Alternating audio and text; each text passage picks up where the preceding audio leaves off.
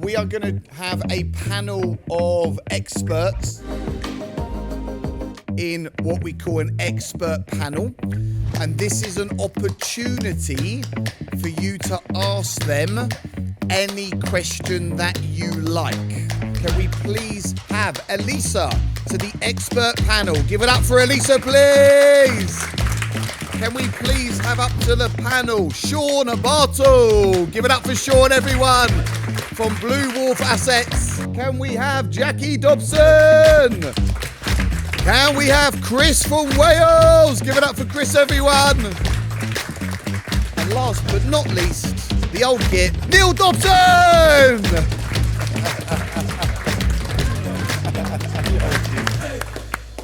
Okay, so this is your day. We are here for you. What do you wanna know? So the question to Sean is, what do you think is going to happen to the property market? Good luck with that one. To be honest, there's multiple scenarios. We could sit here all day and just do a session on this. I think you have to look at the economy as a whole. You know, major asset classes are falling, stocks and shares, precious metals, etc. Now, the one thing that's different about property is that the demand for it is far outstripping the supply. So in terms of new builds, the UK government is missing their target every year, drastically as well. You know, they're getting nowhere close to it. And we're also finding that, you know, people want to rent more because they're worried about mortgages at the minute, getting the right rates. So I think as investors, you have to pay attention to all the different macroeconomic factors that are going to actually affect this particular asset class. So will there be a slump? Potentially.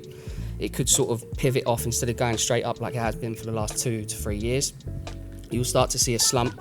There could be a little retraction going down, but I think, you know, we should all be here for the long term. So ultimately, you know, it's going to go one way, in my opinion. With interest rates, which is the big buzzword at the moment, what happened after the 08-09 crisis is that they raised rates too quickly. They're kind of doing that now, and what happened in 2011-12 is they actually had to reverse what was happening because people just kept defaulting on everything. Individuals, companies were just turning around like, mate, I can't pay you. So there was a big retraction on that. That could happen again as well.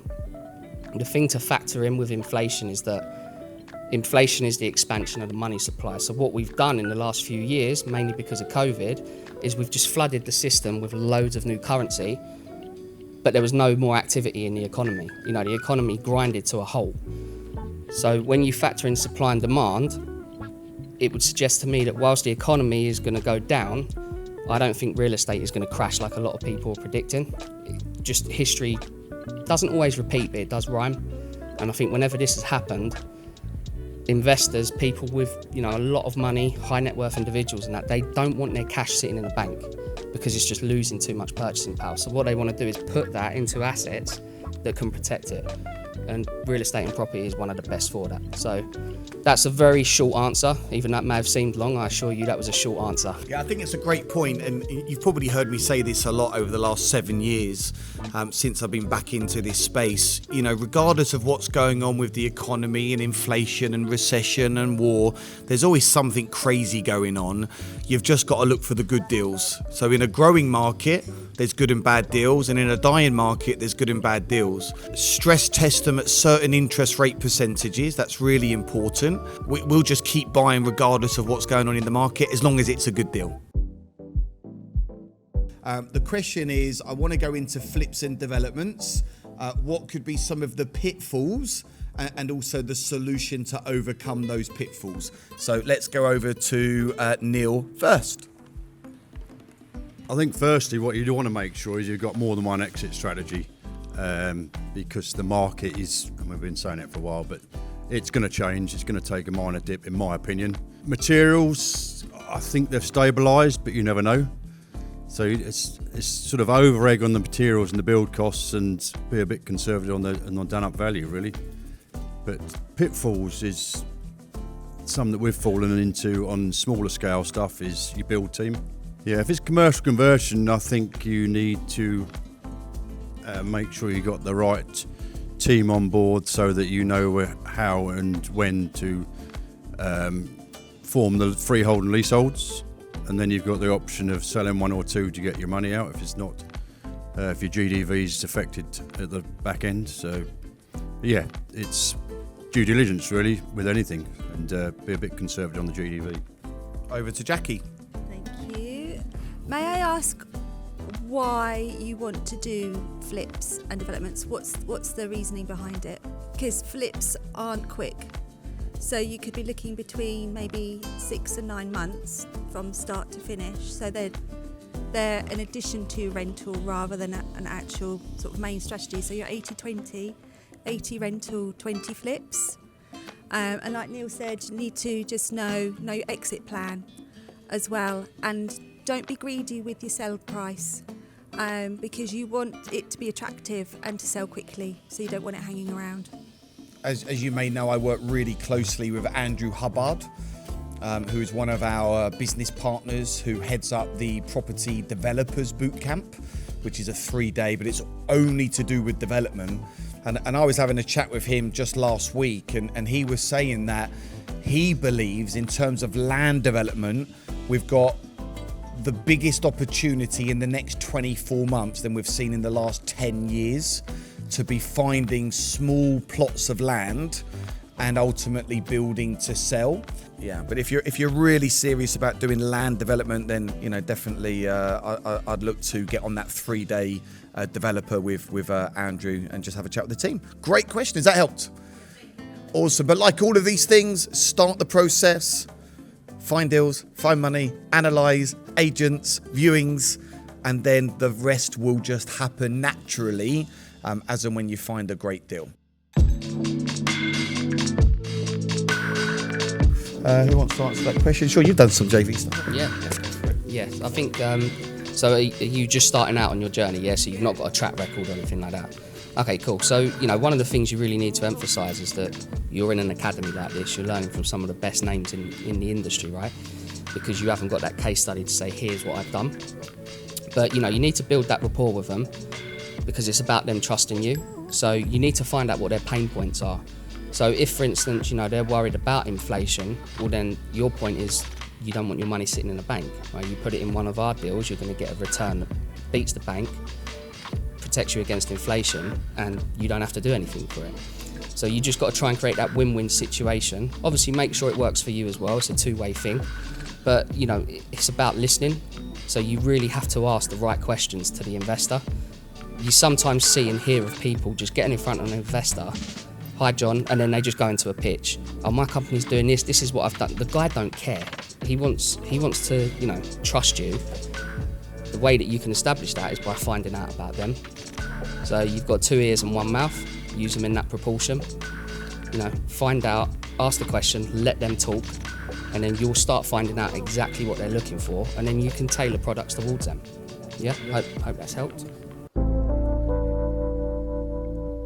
So I'm going to talk about the rent-to-rent HMO. So we got two deals from a landlord, the same landlord, and these were direct to vendor deals. So essentially what we did is we did a direct to vendor mail campaign, and some of them respond, some of them don't. So don't get too worried about it because it's just a number game. So just keep sending out those letters, and sooner or later someone will contact you.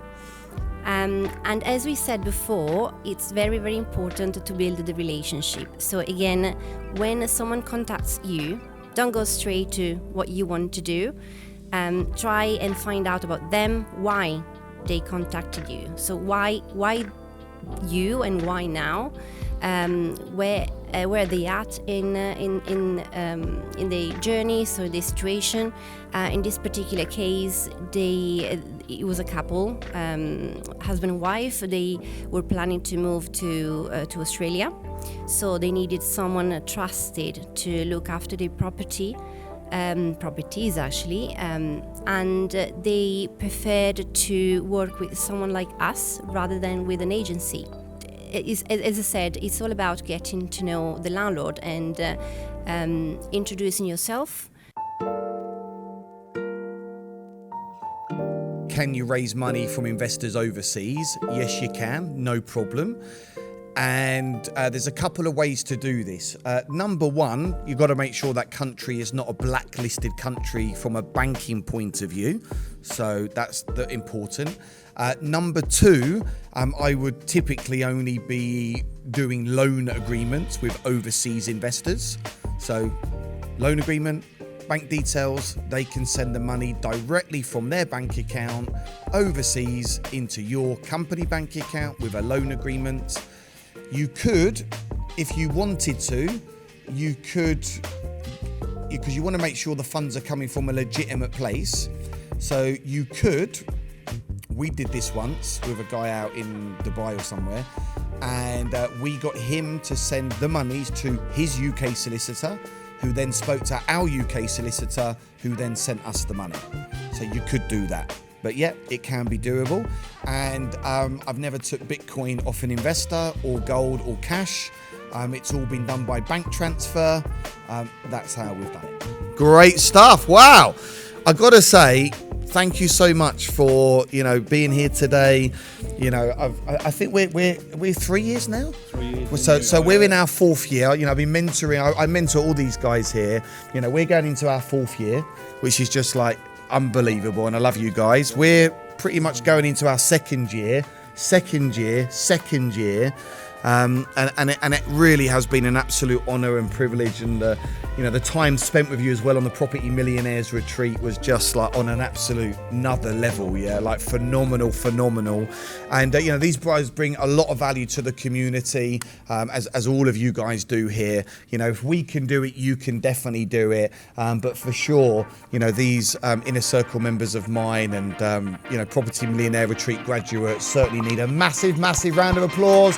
Give them a massive round of applause, everyone!